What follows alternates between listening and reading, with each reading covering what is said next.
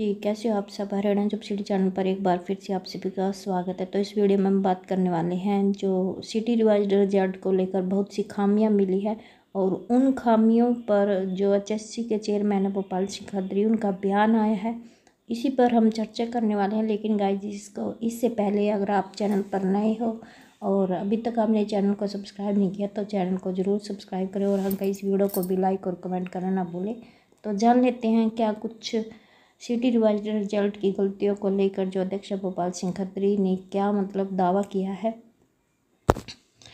तो देखो, कहा गया कि हरियाणा कर्मचारी चयन आयोग के अध्यक्ष भोपाल सिंह खत्री का दावा, अधिकतर गलतियों के लिए उम्मीदवार जिम्मेवार मगर आरोप है वो आयोग पर जड़ दिए। तो गाइस, ये यहाँ पर जो दावा किया गया है आयोग के अध्यक्ष के द्वारा, तो ये सरासर गलत है, क्योंकि जितनी गलती उम्मीदवारों की है उतनी ही गलती आयोग की भी है। तो अभी तो त्रुटियां ठीक करनी शुरू हुई है, जब कट ऑफ अपलोड करेंगे तो भी उम्मीदवारों को मौका मिलेगा। तो आयोग की तरफ से अभी त्रुटियां वो ठीक करनी शुरू हो गई हैं और जब cut off group wise cut off upload करेंगे तो भी उम्मीदवारों को मौका दिया जाएगा। अगर उम्मीदवारों की तरफ से कोई गलती हुई है तो उनको मौका दिया जाएगा। और हरियाणा कर्मचारी चयन आयोग ने ग्रुप सी के लिए आयोजित सीटी के संशोधित परिणाम की खामियां वो ठीक करनी शुरू कर दी है और बाद में ग्रुप अनुसार कट ऑफ भी जारी की जाएगी, जिस पर उम्मीदवार को एतराज हो सकता है, जिन्हें आयोग दूर करेगा। इसलिए इस महीने के अंत में आपकी जो ग्रुप सी की मुख्य परीक्षा लेने की प्रक्रिया है वो शुरू हो सकती है। अभी भी यह दावे के साथ नहीं कहा जा सकता कि जुलाई के अंत में ये परीक्षाएं शुरू हो जाएंगी। सीटी का संशोधित परिणाम जारी होने के बाद काफ़ी उम्मीदवारों ने दैनिक सवेरा के पास कई खामियां बताई और जो आयोग के अध्यक्ष भोपाल सिंह खत्री को भी कई प्रकार की खामियां बताई गई हैं। कुछ उम्मीदवार आयोग भी गए हैं और दैनिक सवेरा ने शनिवार को जो अध्यक्ष भोपाल सिंह खत्री से खामियां दूर करने की प्रक्रिया के बारे में भी पूछा है। तो उन्होंने दावा किया कि अधिकतर खामियों के लिए उम्मीदवार खुद जिम्मेवार है, मगर इन खामियों के आरोप है वो आयोग पर जड़ दिए हैं। तो आयोग ने ऐसे ही पोर्टल बनाया था, इसमें उम्मीदवारों की जितने उम्मीदवार इसके लिए जिम्मेवार है उतना ही आयोग भी जिम्मेवार है। और उन्होंने उदाहरण देकर बताया कि जब आयोग 50 उम्मीदवार आयोग पहुंचे तो उनके सामने भी उनके आवेदन चेक किए गए। तब पाया कि एक्स सर्विसमैन के कॉलम को भी टिक किया हुआ है और जनरल कैटेगरी को भी टिक किया हुआ है और कुछ ईएसएम ने ईएसएम को भी टिक किया हुआ है और नॉन जॉब को भी टिक किया हुआ है। तो अध्यक्ष जो भोपाल सिंह खत्री ने बताया कि ईएसएम कैसे नॉन जॉब के अंक ले सकता है, तो वो कैसे टिक कर सकता है। तो देखो, यहाँ पे कहा गया कि एचएसएससी ग्रुप सी पदों की जो लिखित परीक्षा इस महीने के अंत तक शुरू कर सकता है। तो यहाँ पर जो जुलाई के अंत में ये लिखित परीक्षा वो ना के बराबर ही है कि शुरू होगी, क्योंकि जो ये आपकी ग्रुप सी मेंस की लिखित परीक्षा है ये अगस्त के फर्स्ट वीक में शुरू होने के आसार है।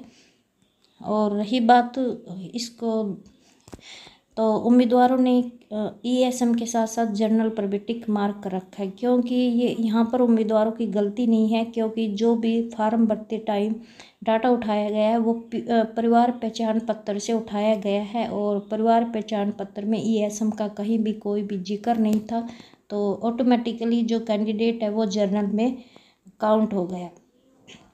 रही बात ईएसएम के साथ नौकरी न होने पर भी टिक मार्क रखा है, तो यहाँ पर गलती उम्मीदवार की है, क्योंकि इस तरह ईएसएम कैसे जनरल कैटेगरी पर टिक कर सकता है। सॉफ्टवेयर तो उसी कॉलम को उठाएगा जो भरा होगा, तो इसमें गलती उम्मीदवार की है, सॉफ्टवेयर और आयोग की कोई गलती नहीं है।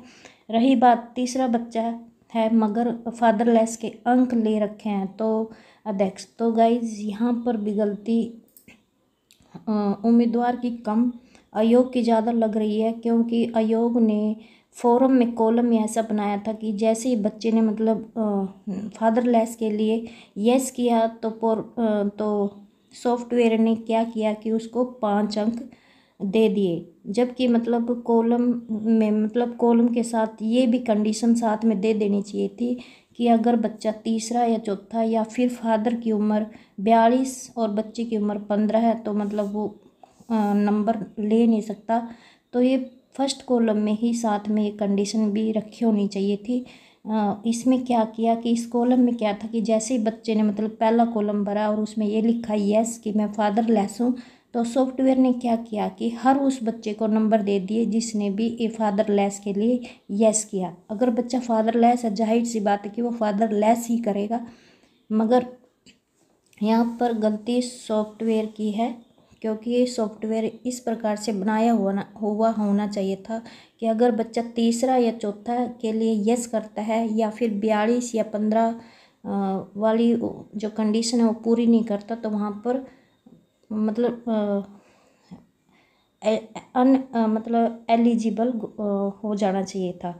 और रही बात अंक वापस नहीं किए मगर शोर मचा रहे हैं, तो यहाँ पर भी गलती कुछ उम्मीदवारों की है, क्योंकि कुछ उम्मीदवारों ने हाँ अंक वापस नहीं किए हैं, लेकिन ज़्यादातर बच्चे ऐसे हैं जिन्होंने अंक वापस किए थे लेकिन फिर भी उनके अंक है वो जुड़े हुए आ गए हैं, वापस दे दिए गए हैं। और यहाँ पर मतलब कईयों के पास मतलब इसका प्रूफ भी है, क्योंकि जब अंक वापस किए थे तो एक प्रिंट आउट भी साथ में मिला था इसको लेकर।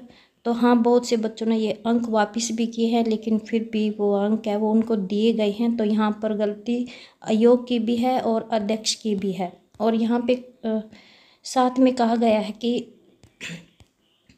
BCA BCB कैटेगरी के उम्मीदवार के अंक DV पर जरूरत के बराबर मतलब जर्नल के बराबर मिले तो जर्नल मिलेंगे। तो अगर मतलब BCA और BCB कैटेगरी का कोई उम्मीदवार है, अगर उसके अंक DV के टाइम जर्नल के बराबर मिले तो उसको जर्नल में काउंट कर लिया जाएगा। और उसके बाद जो PMT का, जिन पदों के लिए PMT होना है उनका नोटिस 4 जुलाई तक जारी करेंगे और 8 जुलाई से उनके जो PMT है वो होने की संभावना है। और उसके बाद हम बात कर लेते हैं TGT इंग्लिश का जो रिजल्ट वो 4 जुलाई तक मतलब आने की संभावना है। और उसके बाद उन्होंने कहा कि दस्तावेज जांच का शेड्यूल है वो पहले ही जारी हो चुका है। और रही बात तो आपकी ग्रुप C के लिए मुख्य परीक्षा में क्या देरी होगी, तो इसको लेकर कहा गया है कि क्या ये 15-16 जुलाई से आगे जा सकती है। तो इसको लेकर कहा कि अभी तो CT परिणाम की त्रुटियां वो आयोग है वो अपने स्तर पर ठीक करने लग रहा है, यानी कि आयोग ने जो परिणाम में गलतियां मिली हैं उनको आयोग है वो अपने स्तर पर ठीक कर रहा है। और इसके बाद ग्रुप अनुसार कट ऑफ भी सार्वजनिक की जाएगी, तो उस पर भी मतलब कुछ उम्मीदवार वो आपत्ति जताएंगे।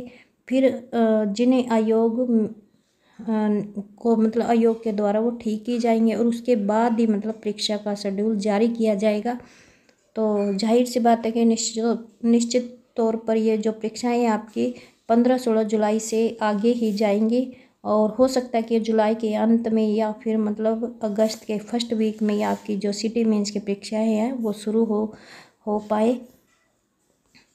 और कुछ उम्मीदवारों ने कहा कि आंसर की पर आपत्तियां जताई थी मगर उसे दुरुस्त नहीं किया गया, पुराना रिजल्ट जारी कर दिया गया है। तो इसको लेकर जो अध्यक्ष है भोपाल सिंह खत्री, उन्होंने कहा कि आंसर की पर आई सभी आपत्तियों को पहले देख लिया गया था और उसके बाद ये रिजल्ट जारी किया गया। तो आज की अपडेट यही थी। आई होप आपको ये अपडेट अच्छी लगी हो और आपको अपने सारे सवालों के जवाब मिल भी गए होंगे।